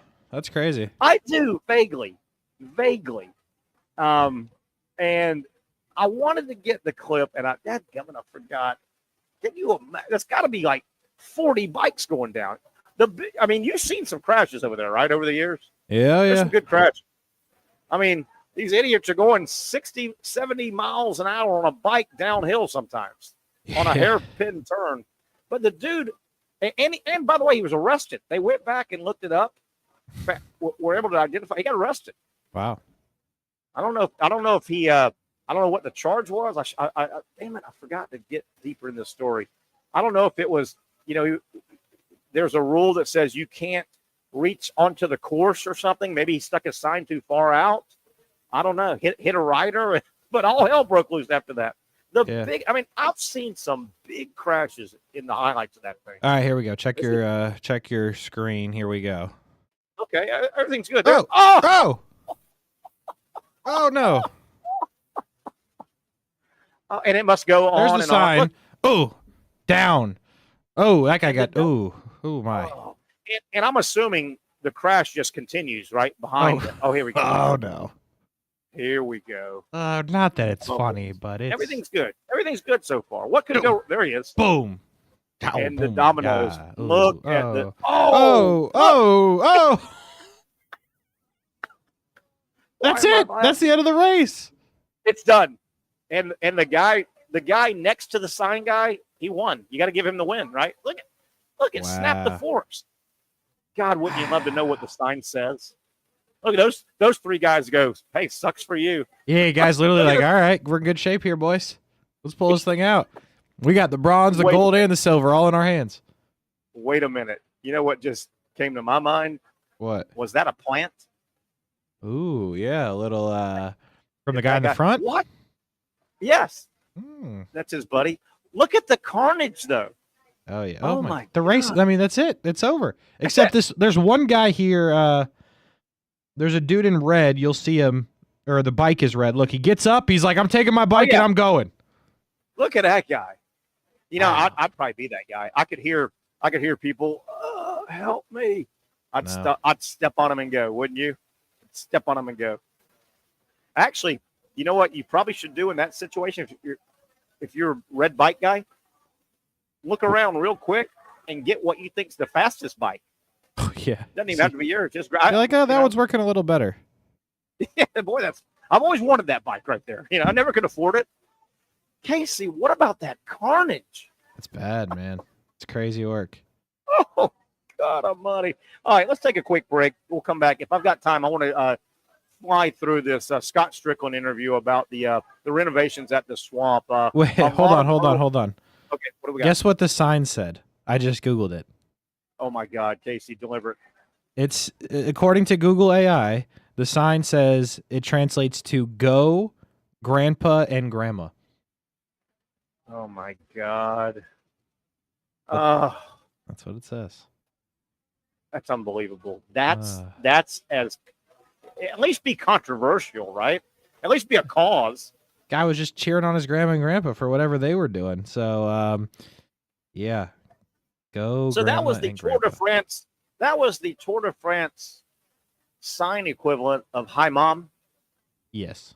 Yeah. Correct. And "Hi, Mom" hasn't ever caused any crud like that, has it? No, not that I know of. Believe it or not, the only thing that happened was a 1,200 euro fine. That's it. Really? How much? I think he should have been stoned, and he should have been stoned in the middle of the town square, shouldn't he? I mean, that's pretty serious. What? And then you look back where he was standing at. Was that not quite close enough? Did he think? And the letters were 1 foot tall, right? They were 1 foot tall letters. Did he? I paused it. I could read it just fine. Yeah, I mean, wait a minute. I'm standing on the. I mean, his feet may have been on asphalt. He was that close. Oh, definitely. But, yeah. But Casey, not quite close enough. Not quite. $1,400, by the way, is what all that cost. $1,400. Now he's got to be banned for life. He can't ever go back to a Tour de France game. I would assume no, but isn't the Tour de France like a super long bike? Can't you just go to a different spot? Like they got security guards everywhere. Dude. I mean, how are they going to stop them? I mean, most of those legs. Thank you very much. Most of those legs are 50 and 60 miles. That's right? what I'm saying. Like you're never fighting that person. If they wanted to be on, they're getting on. Hey, if he was smart when he had his day in court, he probably said, well, Your Honor, I'm throwing myself on the mercy of the court. I was wrong. And you have the right, and you probably are ready to fine me a large sum of money. But, Your Honor, I have money. I think the best way that you can punish me is to ban me from ever attending another race in the Tour de France. And he knows he can go hide out. Oh, right. yeah. I have to imagine you'd be able to get in. Yeah. Yeah. Wow. Dude, that was a great crash. Yeah, it was. It was an all-timer for sure. I wonder how many ankles and dude, Dr. Bates could set up a shop right there. We got to get him over there. A traveling injury shop for the Tour de France with Dr. Bates. Yes. But you've seen those races, man. They are nuts. Yeah. They are. Have you ever seen the guy that rides like one of those races and he ends up getting going when they're going downhill, he kind of somehow puts his stomach on his seat. His upper torso is over his handlebar. He's like what's that movie with Robert Downey that he flies through the air? Iron Man? Iron Man. Yeah, he's kind of he's horizontal laid on. The theory is he's cutting through the wind quicker when you're going downhill. You never seen that guy? No. And he goes flying by all the guys straight pedaling. No, Is I it have not. aerodynamic? Yeah, I don't know. Let's take a quick break, Casey. We'll come back, wrap up. Try to get in this quick story about the swamp. Give some Gator Nation some updates on what's going on with the renovation down in Gainesville. That will help us wrap up a Thursday edition. On the other side, it is the Young and Norvelle Show on Action Sports Jack. You really got to hand it to him. Hold on. The previous play is under further review. I'm not sure what he could review, but okay.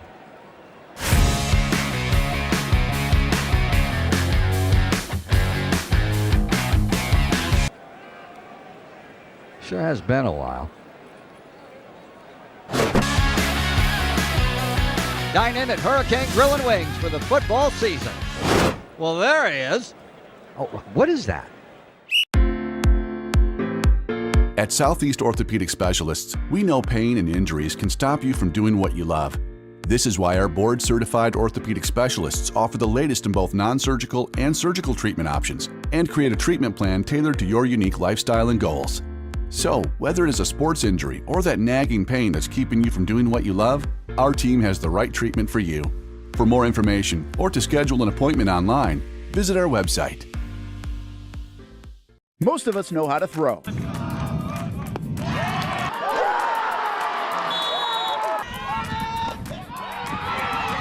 But you need to know what to throw. I'm not talking about footballs, baseballs, softballs. We're talking about those items you need to recycle. Republic Services explains it easy. Recycling simplified. 1.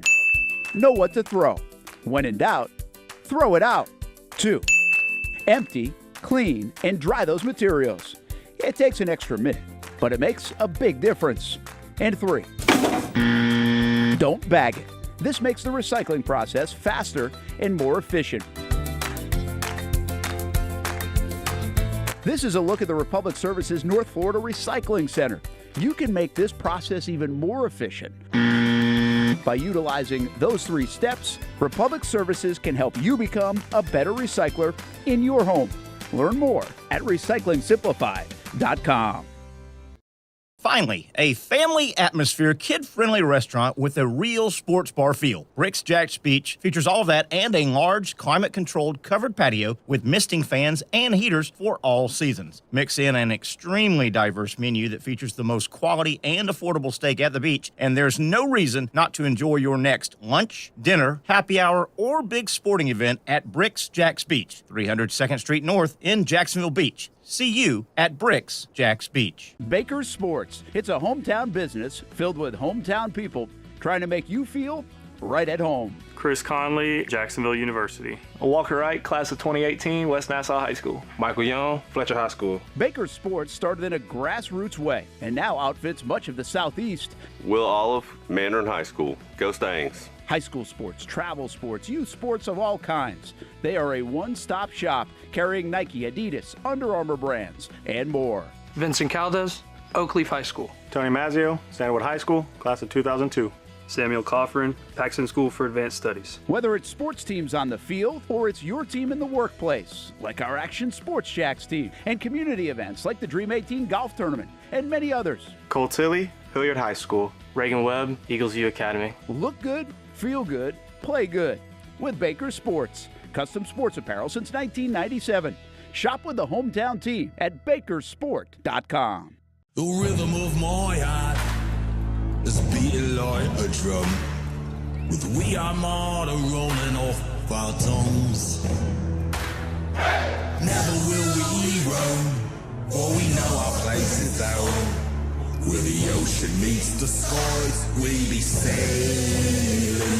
Where the ocean meets the skies, we be sailing.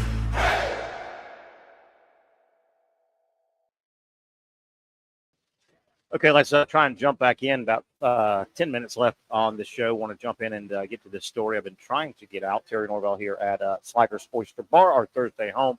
Happy hour crew is rolling in. Patio inside at the bar, inside at the Oyster Bar. A lot of options here at Sliders Oyster Bar featuring Safe Harbor Seafood. You're probably aware the Swamp is about to go under some major renovations. This thing's been being put together. Scott Strickland, the athletic director at Florida, speaking to some media members Tuesday, I think it was, kind of gives an update. Florida's been actively working on the idea of renovating the Swamp for the past several years. Things continue to progress on that front. Athletic Director Scott Strickland provided an update on Tuesday on what he is calling the most ambitious project in the history of college athletics. The head man at Florida joined a show, a bunch of media gaggle people, and he caught everybody up. At a high level, Strickland is promising a thoroughly upgraded experience for fans when all is completed, he explained. And here's a quote. I can tell you that from a fan standpoint, you're going to have the same experience in the bowl. The stadium is going to be louder. The concourses are going to be wider. They'll have more and better concessions, more and better restrooms. The outside's going to look a lot more unified. The video boards will be bigger. They have terrible video boards down there now. They'll be wider. I think people have bigger video boards in their living room now than Florida Field does. He goes on to say you'll have more square footage on your video boards. You'll have more ribbon boards. You'll have a better audio and sound system. Everything that touches a fan, they'll be able to enjoy. There will be a new structure built to accommodate some of the seats lost. And this is one of the controversies. It's been already announced that Florida's going to lose some capacity. But that's going to happen when you go away from bench seating. You add more suites and things like that. You add chair backs in areas. And you widen areas, you're going to lose some capacity. That's been a little bit of a sticking point with some of Gator Nation. But he goes on to say there'll be a new structure there'll be a new structure built to accommodate some of the seat loss that the ADA code will impact. Obviously, the Disabilities Act that you have to follow, federal act. He goes on to say, but it's going to be the most ambitious project in the history of college athletics. And I think it's going to be a model once we've accomplished it, that all these schools that have 100-year-old stadiums are going to come look at and try to figure out how we did it. This is, again, is Strickland's quote, because I think it's going to be really impactful, and it's something Gators are going to feel really good about for a long time. And again, one of the major renovation issues for these old college stadiums are a couple fold. Number one, most of these stadiums in these big conferences that have been around for a long time, they're well over 100 years old if they're still the same general structure in the same area, and you get landlocked with your campus. Your campus really landlocks you a lot of times, hard for construction. One major concern for most Florida fans have is the reported loss of seating capacity that will accompany the project. Strickland explained that there's basically no way around that. He noted that as soon as Florida begins any major renovation to the main seating areas, it must be in complete compliance with updated Americans with Disability Act regulations. That will force a loss of thousands of seats in the swamp. Currently, I think it seats right at 90,000. And he goes on to say that's just a reality that we're dealing with. Strickland said, that's not something I dreamed up, but we have an option. We can sit there and just not touch it and let it fall into despair, or we can finally address it and try to do something in a thoughtful manner that makes the swamp stay the swamp and try to minimize that impact as much as possible. So where do things currently stand with the swamp renovations? Strickland was asked. Well, Strickland outlined that to giving a bit of a timeline into the near future. We're in a design development phase. Strickland said there's 3 phases. And hold on one second. My screen just went down a little bit. Okay. There are 3 phases when you're in design. This is the second phase. We'll wrap up this sometime in the fall. At that point, we'll have a really good sense on budget. We'll have a really good sense on what we'll actually do. And once we come up with the financing plan, we'll be ready to start sharing that with Gator Nation. So as far as for why the project is being described as the most ambitious one in the history of college athletics, Strickland provided a few clarifications when pressed by reporters at this gaggle. It's less about the actual features of the renovation and more about the cost of the project, according to Strickland. And let me see if I can scroll down just a little bit more. It's a significant undertaking. Florida will be renovating all 4 sides of the stadium, he said. That's in contrast with the $350 million renovation Florida State is undergoing right now and just wrapping up. That mainly in Florida State now. This is Florida State Stadium. That mainly addresses one side of the stadium.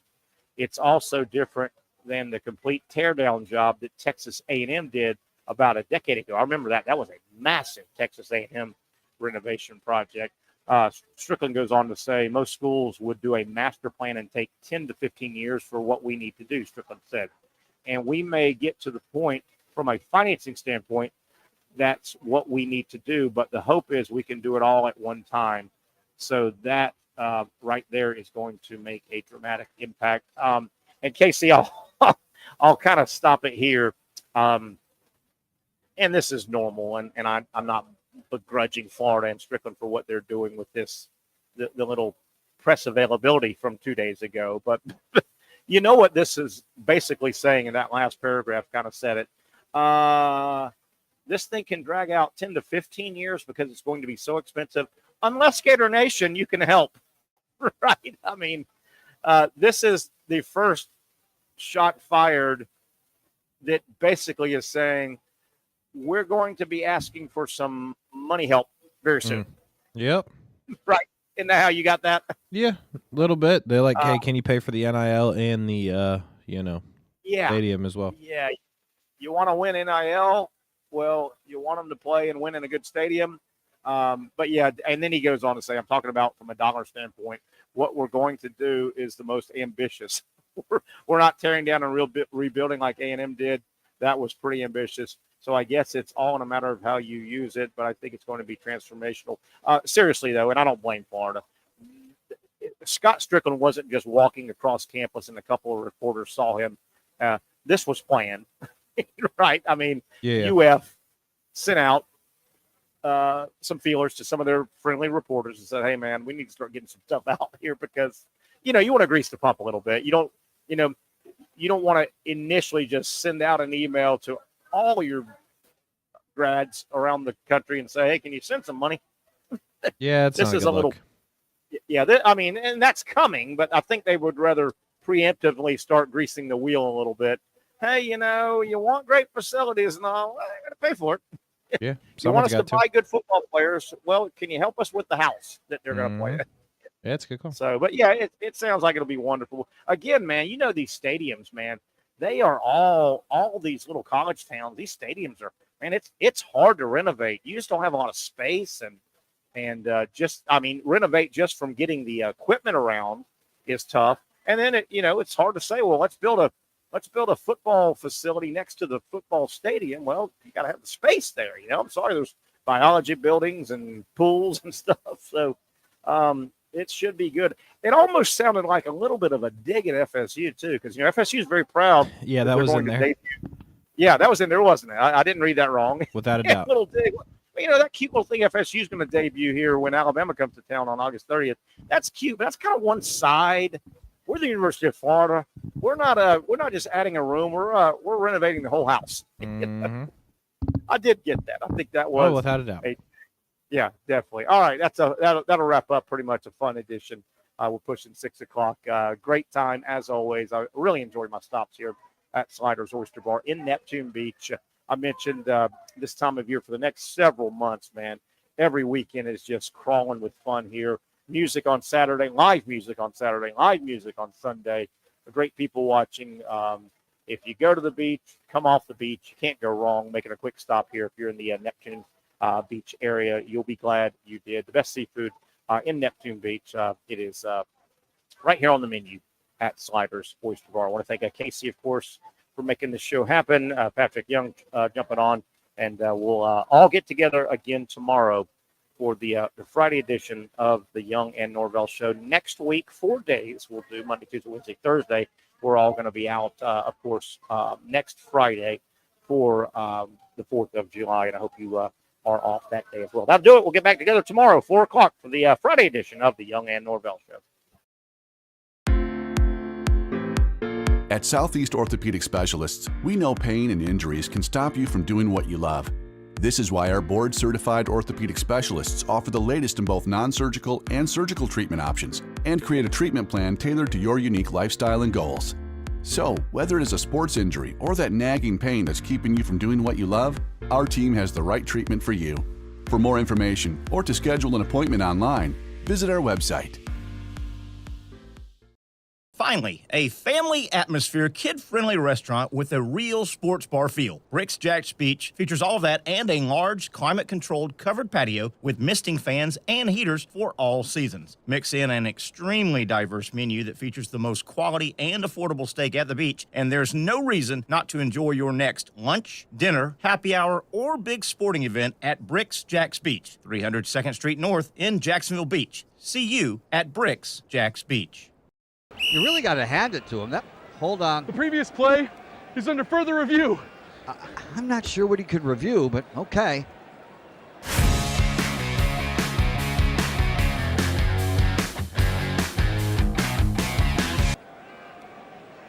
Sure has been a while.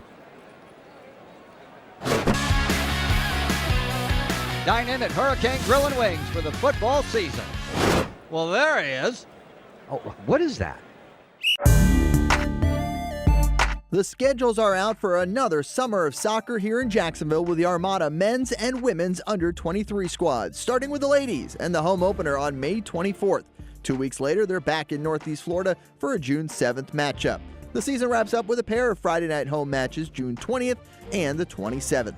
As for the boys in blue, they debut against a couple league newcomers on May 9th and 17th respectively, with more home dates on May 31st, June 14th, and June 21st.